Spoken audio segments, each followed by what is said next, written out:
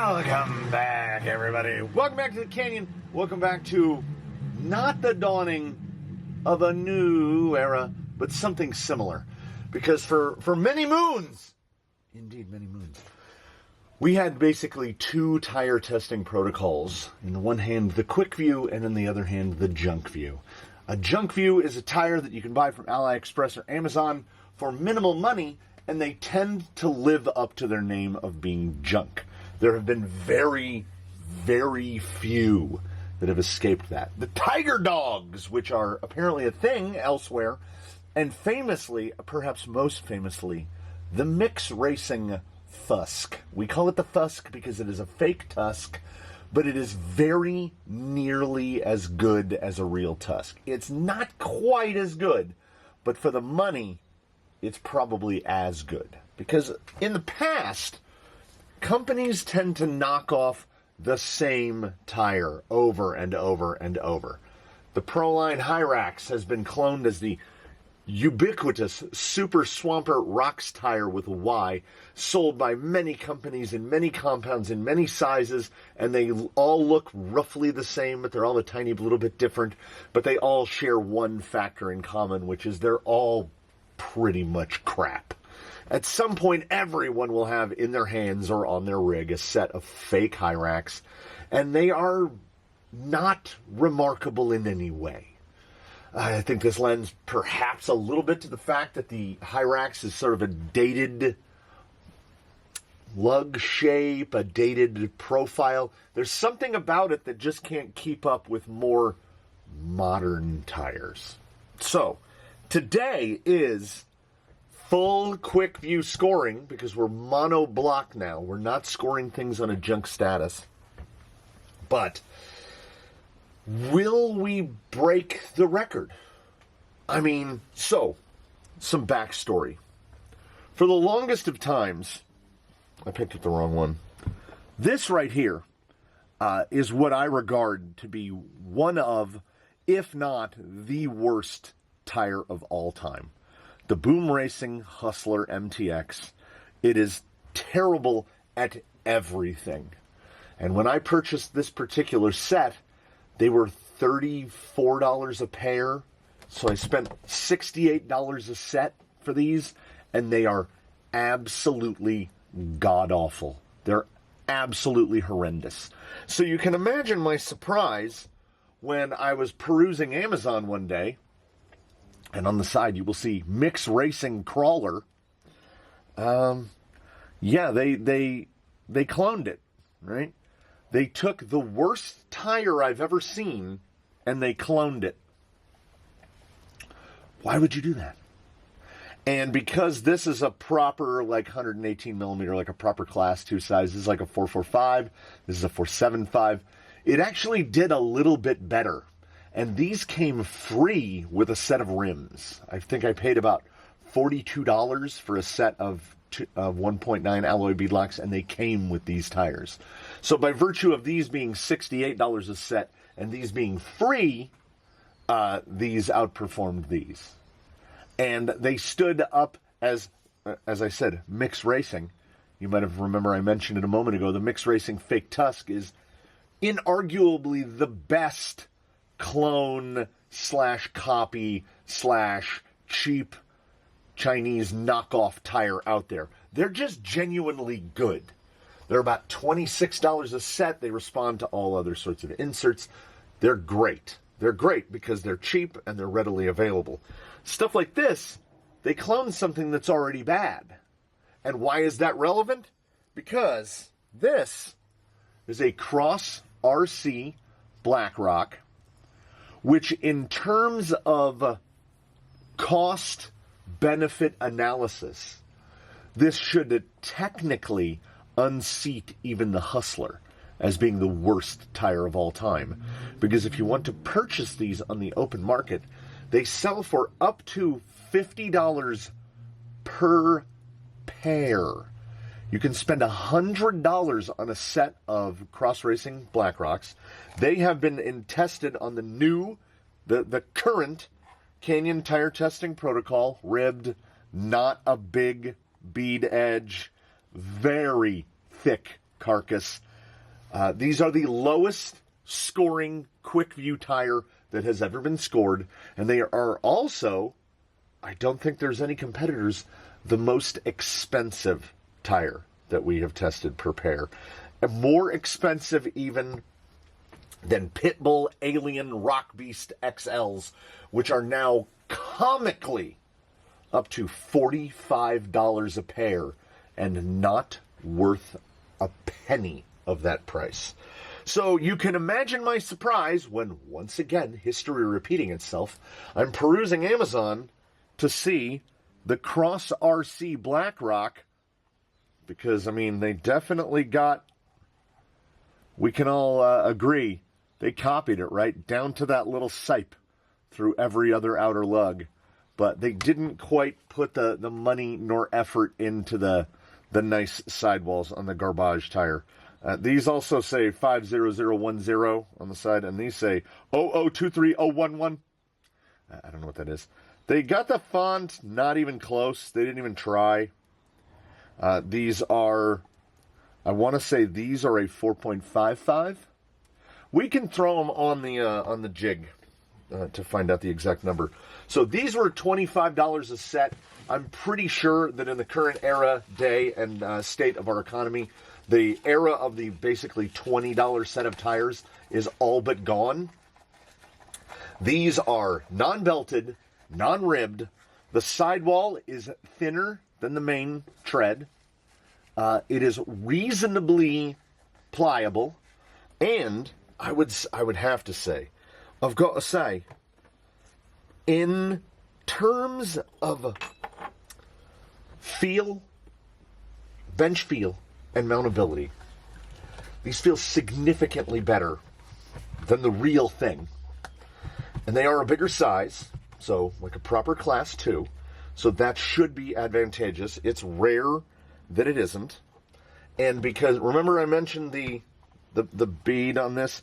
There's like 2 millimeters of edge right there. And then because the sidewall thickness is up there, the thickness of that doesn't want to get pinched between this. So these, the other 3 mounted pretty much like that. So I don't know if that bodes overwhelmingly positively for the compound or overwhelmingly negatively. No idea. They are bubble juice absolutely not required. The rings, even when we're dealing with it on camera, pretty much fall in. These kind of fall together. So that's a tangible intangible. It's something that we don't record, and you don't have to cross tighten. You just grab a screw and you shoot it all the way in. I don't know what this means. They don't Starsky that I've noticed. The Starsky test is we've got an old desk blotter here, and tires of particularly poor quality or inadequate compound, if you hold the tire affixed in your hand and you rub them somewhat aggressively across the surface of that desk blotter, those tires will make the sound of 1970s cars in a parking garage, where they go, "Rrr." These don't really, there's like no noise. I don't remember, how do the Hustlers sound?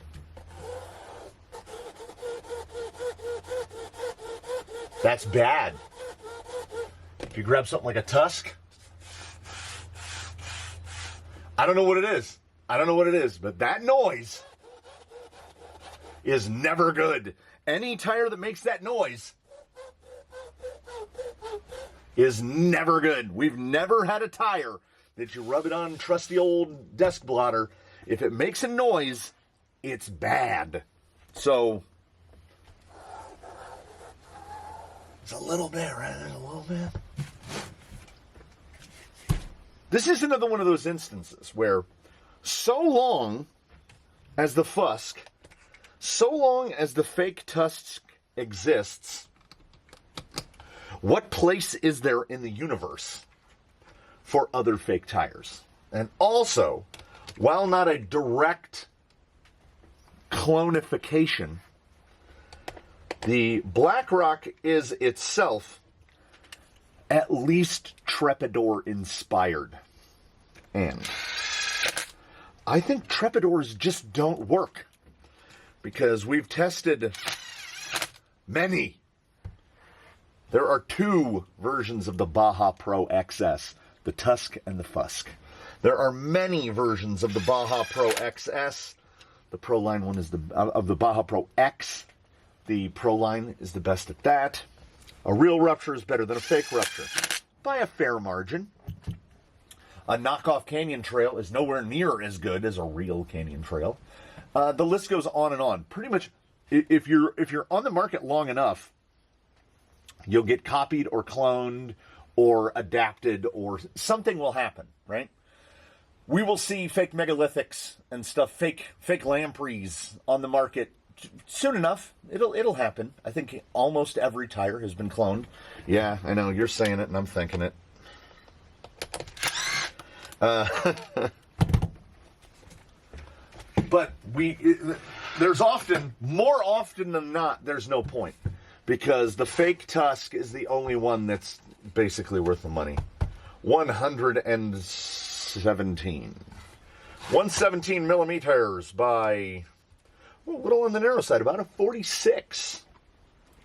And that I think is probably determined by, yeah, they're pretty snuggy on the sidewalls on the Canyon Custom dual stage. Softs in the front, mediums in the rear. For those unaware, this is a soft 2 wraps of fridge foam, and this is a medium hair bun over the thing. Doesn't look like they should work. Doesn't feel like they should work. But by gum and by golly, if you have seen tire tests in the past, they do work. Because, you know, we could go single stage. Well, here's why we can't go single stage foam. These are the foams that came with the tires. And they are of the quality. They are of the quality. This is a yoga block. This is for inserts. Let's see if we can get them balanced. So, yeah, there we go. Ladies and gentlemen, that is how you know that you can't use the insert that came with the tire. Like, we should have some motion, some movement, something. No. They are rock hard. Absolutely rock hard. Can we even... Yeah. I'm starting to buy into the explanation that people have given that, oh, they don't intend you to use that foam. That foam is to hold the shape of the tire in transit. Yeah, maybe. But I have received a number of tires now that come with no inserts, and they just like shrink wrap them into a bag. So I think it's probably more economical to ship a tire with no insert at all than to fit it with that terrible foam, unless they get paid, like they're getting paid to dispose of that foam. I can't think of any real reason to include that. If you're going to put a foam in a tire, you're going to put that foam in to be used, unless the foam is so bad, like those, like almost every foam from RC 4-wheel drive, almost every foam that you get off of Amazon and AliExpress, they're so bad. How about we just contribute to saving the environment and the planet, and just stop sending tires with foams? You don't even have to charge us less. Charge us the same amount, package them in a smaller package, and stop giving us the worst foams imaginable. So here we go.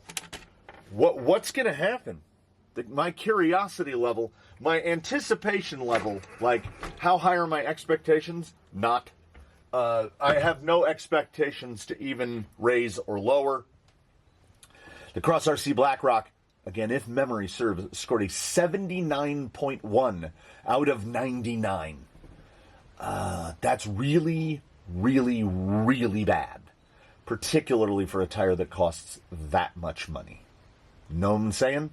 So here we go. These are 25. They were 25 or 25.99, something like that. I had to do it because once again, someone saw in them to clone the worst tire.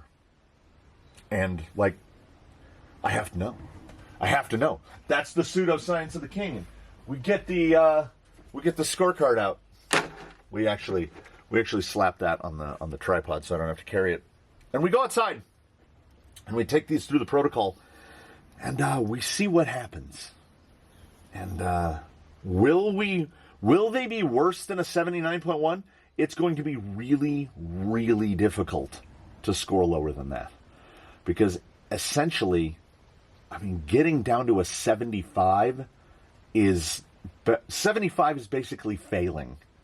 So I think there are no losers today. I think these are either going to punch above their weight, or they're going to be so abjectly terrible that we'll have a new bottom of the board. We're all winners today.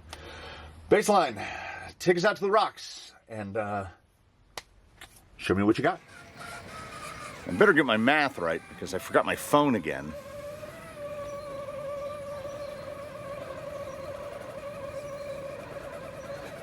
Okay. All right. We are 15 seconds in to our outdoor portion. It's already better than a real Cross Blackrock. It's already better.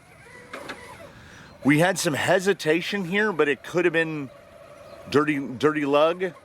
Oh, there's a little bit of a fall back. Get them cleaned off. Cut back that way. You know what? That's not bad. That's not bad at all. Steering response feels pretty good.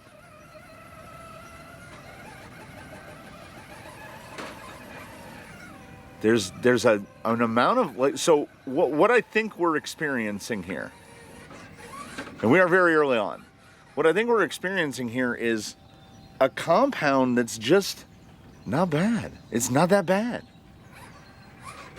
And what is holding us back is, I think, pattern. I think there's something about a trepidor. Okay, shuttle over. We're definitely not going to get the pull.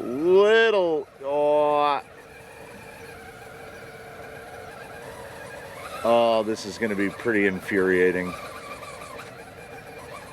Yeah, we just ran out of traction right there, and then there we go.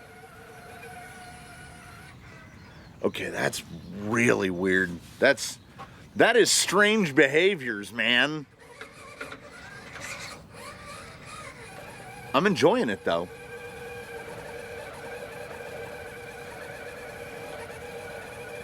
So many more dropbacks. Like, it has the grip to do it, and then look at it.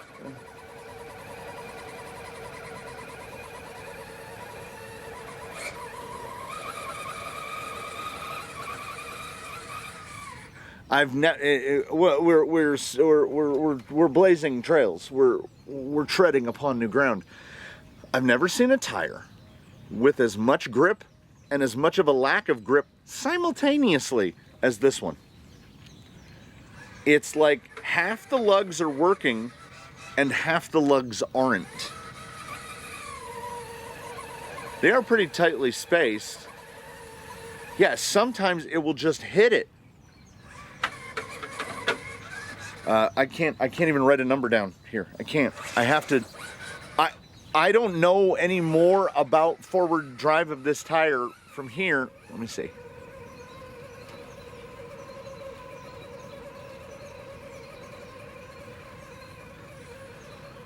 Like, that's reasonably all right. What number do I apply to reasonably all right? It's definitely not going to do worse than a real Blackrock. It can't. Everything you've seen now, even with the wheel spin, is better than the real thing. I don't think this is going to be mixed racing Fusk all over again, but it's more in that neighborhood than it is in Hustler Blackrock territory. All right, drive plus positionability. We'll go a little wide right, a little easier. Okay.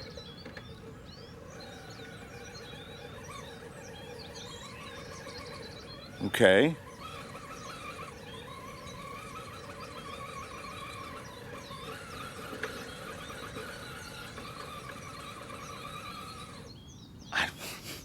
It is unpredictable, but at the same time, the Germans and the Japanese have to have a word for something that is unpredictable yet predictably unpredictable.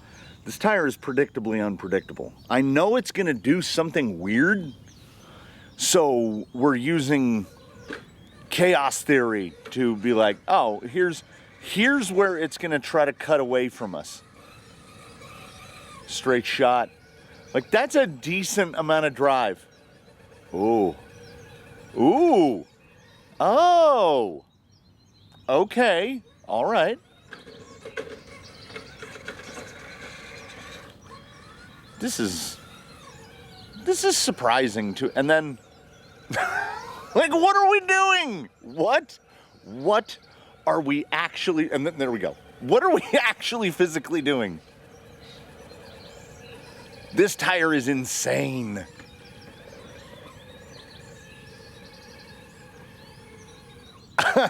I've never in all my days, it will get stuck and not stuck at the same time. This is the cat in the box. This is Schrodinger's tire. It has grip and no grip at the same time. All the sciences today. We're deep into uncertainty. If no one was watching, would this tire grip more or less? It's impossible to say. And here's maybe the greatest part of the not Blackrock, Schrodinger's tire. I have no idea what it's going to do on the side hill. I have no idea what it's going to do at any obstacle. Except I kind of do. Look at that skate. Wow. I wish the camera had caught that drop. Even the fall looked weird. And that wasn't a fall. It slid a little. It was not gripping. And then suddenly it was. And it gripped in a moment where we did not want that. We could have used a little more slip. So I think you could drive across the side hill here. Is it going to collapse? No, of course it's not. You could drive across this side hill an infinite number of times. Let's just do it again and get completely different outcomes every time.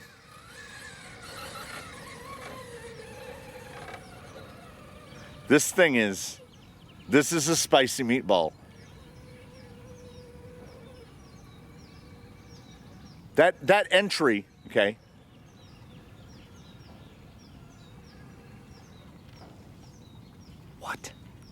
What is happening? I don't know what this tire is. Is it haunted? Is it blessed? Is it blessed and haunted? Are we changing the outcome simply by watching it? It is an interesting tire to observe, though. See? Okay, yeah. It has an amount of forward drive, an amount of traction, not directly in line with its amount of forward drive. Like, if you just go straight at an obstacle like this, we can do the cruise and sit. But if we find just the spot, getting a little lug noise there, but just a little. Can we get that back up over, or is it going to fall back on us? Makes no sense.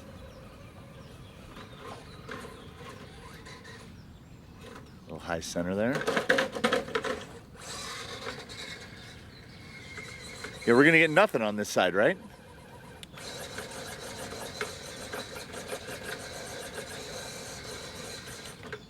Or it will respond to more throttle input and go. And pull that lip.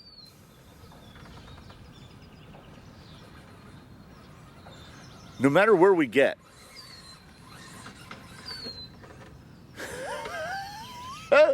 This is a score that, oh my God, it's going to be all over the place. It's going to be all over the place. Nothing about that was explicitly bad. Nothing about that was explicitly good.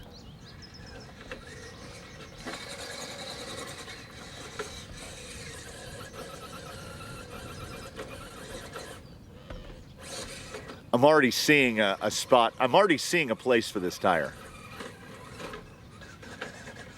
Yeah, I already see a home for the, you know the emerging trend of building pre-runners? This, maybe? We'll see how it does on self-right and bump and stuff like that, but the responsiveness at this amount of throttle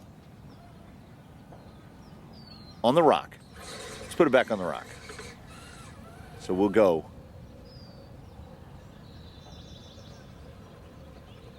right? We still have some, we've got quite a decent amount of maneuverability. Really low throttle input. Nice. Likes it. Likes it. Most tires, if you then give it all the beans, they're not going to like it. Almost, that wasn't enough beans. Yeah, there we go. We're basically talking about the difference between about 10% throttle and about 60% throttle. And really, other than the way the suspension and the inserts are trying to manage it, the traction, the grip profile feels pretty much the same. That's not a thing. That's not a thing that happens. The stuff is going to be key for this tire. Positionability, stuff like this. How do we pull left side, right side?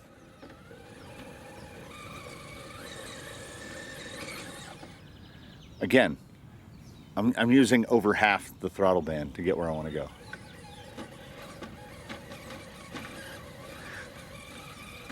Almost. This is a when in doubt throttle out tire. And then it's a get stuck in an impossible position tire. It's so weird. It's so weird.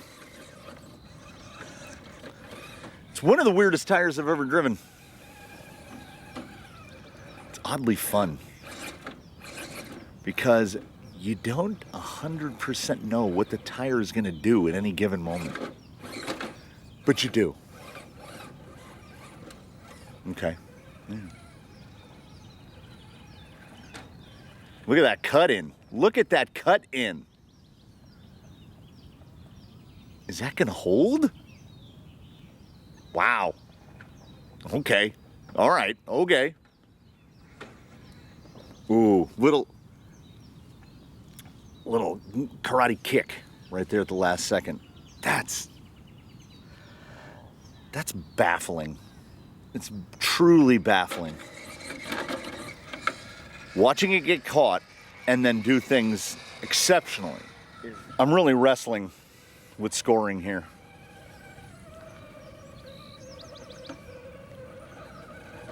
Okay, that was nearly perfect on that. Doing exactly the line I wanted to do. And then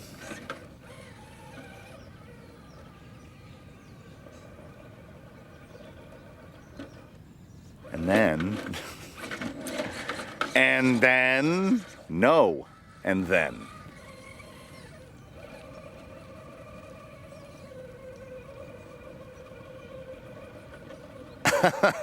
I can't do it at all. There's never been a tire that will do right hand that easily. Will do this. Is it recreatable? We had a little bit of slide back. We'll do that, and then when we go to what we call the soft side, the left side, literally can't do it at all. How do you score that? I don't know.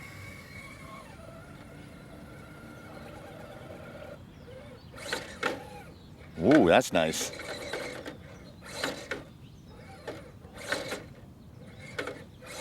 Yeah, good amount of chevron to the tread, so we get a really straight bump.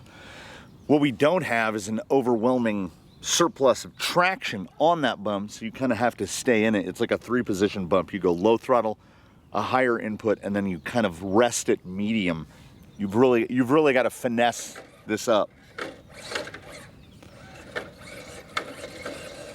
Pretty responsive though, and that responsiveness across the band That's important.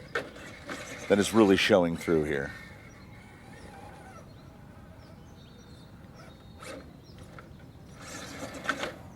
It's pretty nice. It's hello, ant. It's pretty nice.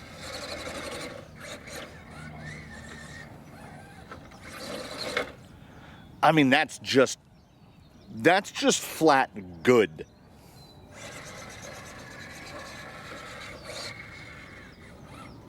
Repeatable. Doesn't want to flip all of a sudden. It's too stable. Man, that's good. Another forward.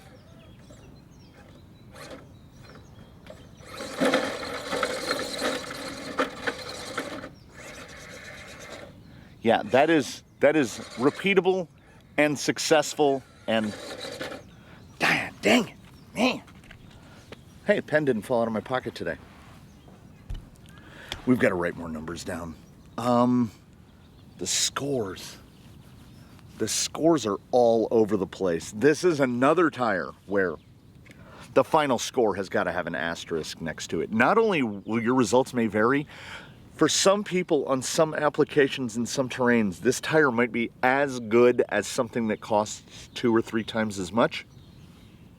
And then for other people, this tire will do nothing. I can't tell you which. I think it's a pre-runner tire. That's what I think it is. It rock crawls reasonably well, but I think this thing wants to be on the twin I-beam, trailing arm, get her done setup. I think. And now, for the questioning oneself portion of this tire test protocol. Did you remember to change the battery in camera 1 before you started this test? Yes. Did you remember to change the battery in camera 2 before this test? No. Did camera 2 die during the last obstacle? Yes. Did you have to walk all the way back to the shop to get another battery to put that battery in? Yes. Did you want to? No. Will you remember to change both batteries? Because these are still cameras masquerading as phone cameras. They can do about 40 minutes of recording per charge. Woohoo! That's why the one that lives indoors runs on permanent power. I do have the opportunity with camera 1 to run an external pack, but then camera 2 would die all the time. So I'm kind of stuck. I've stuck myself where I am. Will I remember to change both batteries next time? No. Most likely not. More often than not, I neglect to change both.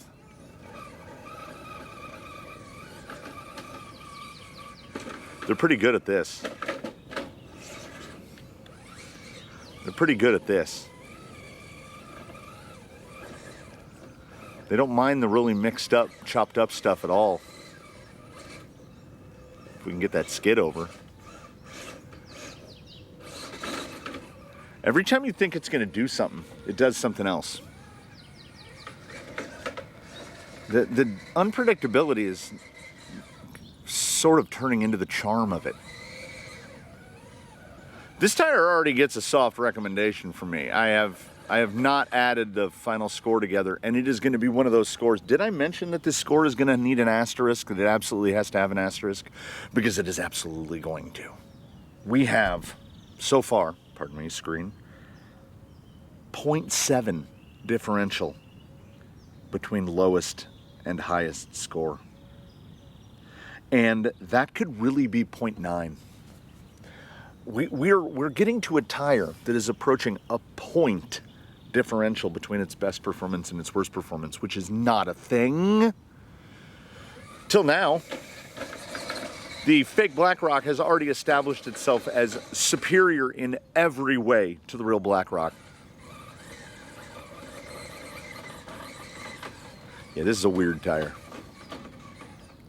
And its responsiveness to all levels of throttle input, and I think it would love, see if we can roll it here.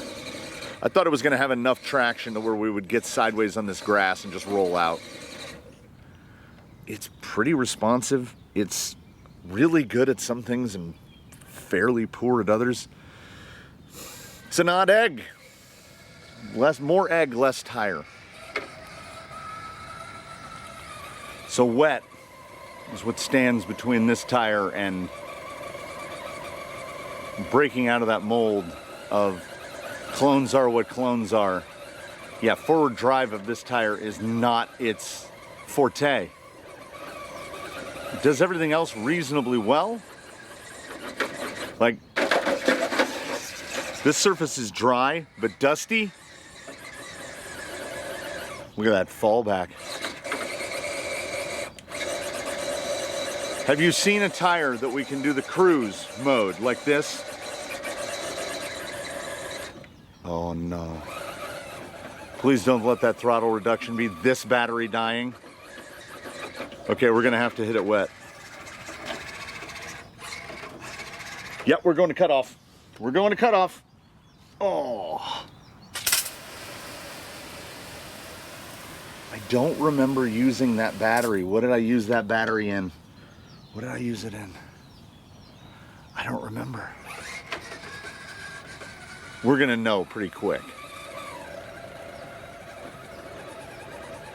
Got to get the lugs wet all the way across to know how good or bad we are. Here's the thing. Here's what I'm dealing with right now. It's not better when wet. I don't think we have enough battery power to self-right. There we go, we'll bounce it off the rock. It's not better. I also don't think it's any worse.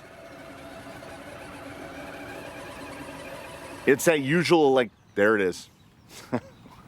We could not make it to the top, but I feel like I saw enough.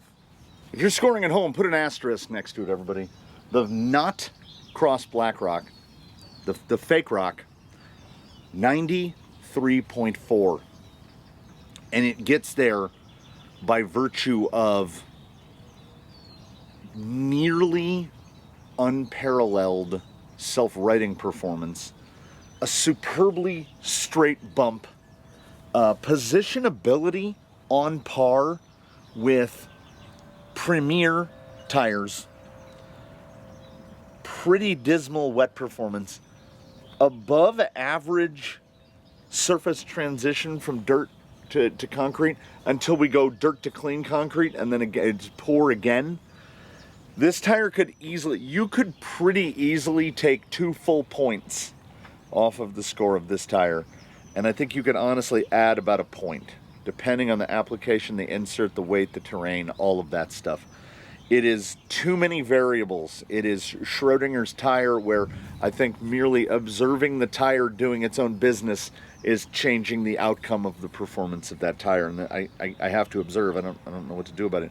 Its side hill performance can be stellar or simultaneously just falling off the hill. Like you almost don't know. It is the tire of mystery. The fake Blackrock, 93.4. Honestly, I was expecting around a 91 because of the non-Starsky. The non-Starsky factor was going to get you above the 80s. In the 80s, poor. In the low 90s, it's pretty crowded down there. If memory serves, this beats the Proline G8 Trepador, and I think that's all compound. I think this compound is pretty soft. I think if whoever is making these clones, whoever's producing these, if they take this same rubber-like substance and pour it into a mold of something better, they could have a properly good tire. I just think that the lug pattern on this tire is not, it's not the absolute winner. I want to say 92.8 for the Proline Maxxis Trepador. This is 0.6 higher than that. And it got there by virtue of its highest score was self-righting, where it scored a 9.8, and rightfully so. Because this is limited to 50% reverse on baseline. If you were running 75% or 100% reverse, I don't know if there's a situation other than full turtle where you're not going to get yourself back on your wheels on this tire.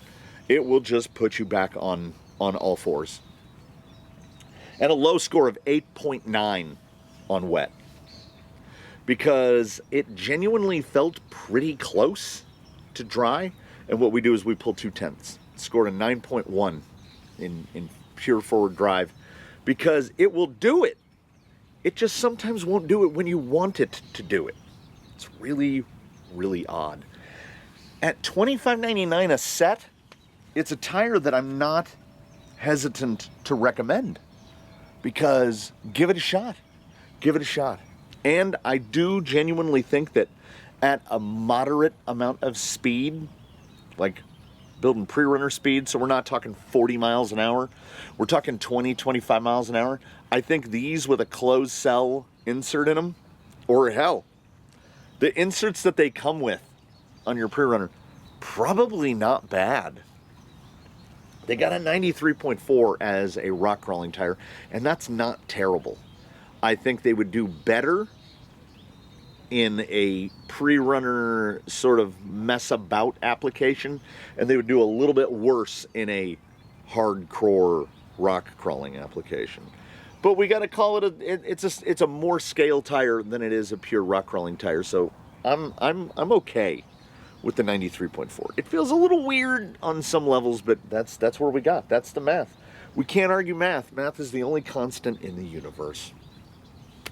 The other constant in the universe is that I hope that you, between now, which is right now where you've just been, and when we meet again in the inevitable future, you all at least make some sort of an effort to do your very best to have a good one, everybody. I will see you here in the next one from the Canyon. Might be Baseline, might be somebody else. We'll see. We'll see who shows up. We'll see who of you shows up. Show up in the comments below. Do all the usual things. Be good. Y'all come back. We're gonna pack it up and pack it in. Oh, I can't. I grabbed the controller to drive away. He can steer, and that's it. All right. Fade to black, Baseline. We'll see you next time.